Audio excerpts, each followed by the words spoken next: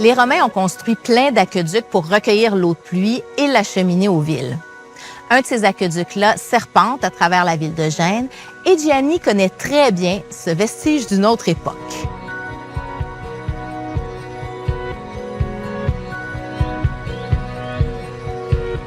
Il est où, l'aqueduc?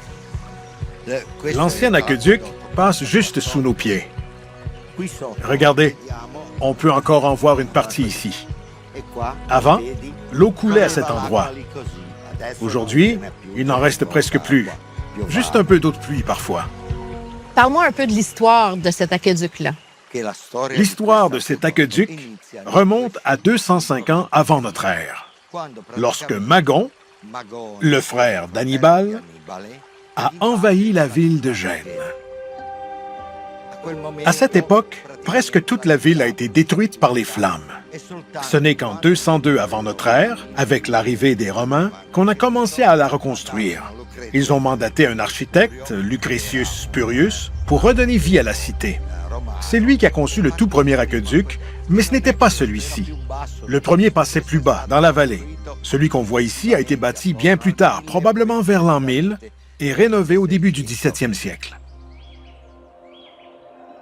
Les aqueducs romains ont révolutionné la vie urbaine en apportant une solution ingénieuse à l'approvisionnement en eau. Avant leur construction, les villes dépendaient des puits, des rivières ou de l'eau de pluie. Comment ça fonctionnait, cet aqueduc-là? L'aqueduc fonctionnait uniquement par gravité. La pente devait être infime, presque invisible à l'œil nu.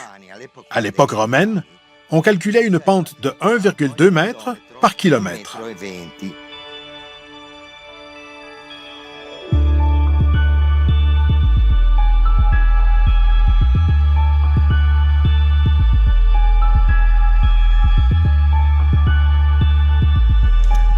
Oh!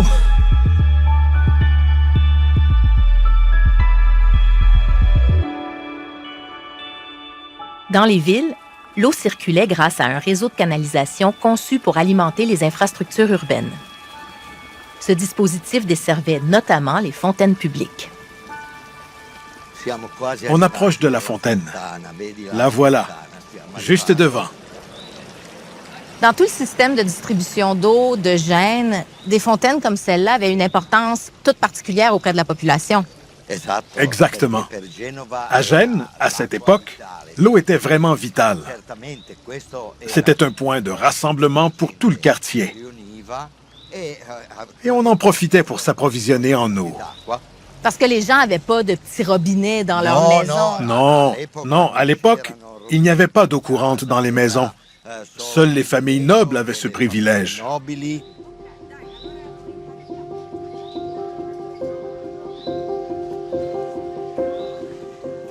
Regarde comme c'est beau dans cette vallée. Ouais.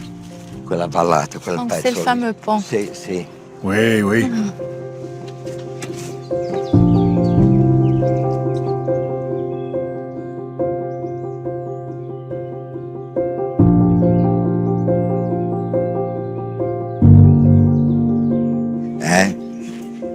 Wow.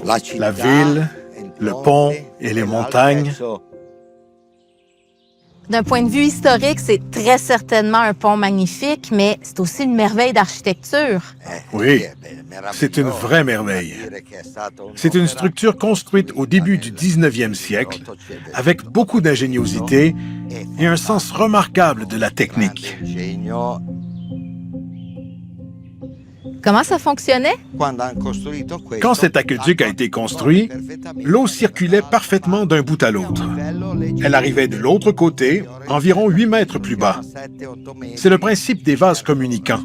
La pression faisait le reste. Et c'est comme ça que l'eau est arrivée en ville.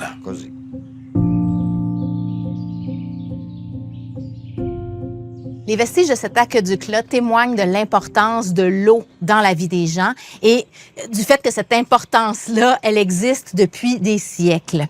Et puis, c'est vraiment fascinant de le réaliser à quel point les préoccupations de jadis sont encore les mêmes aujourd'hui.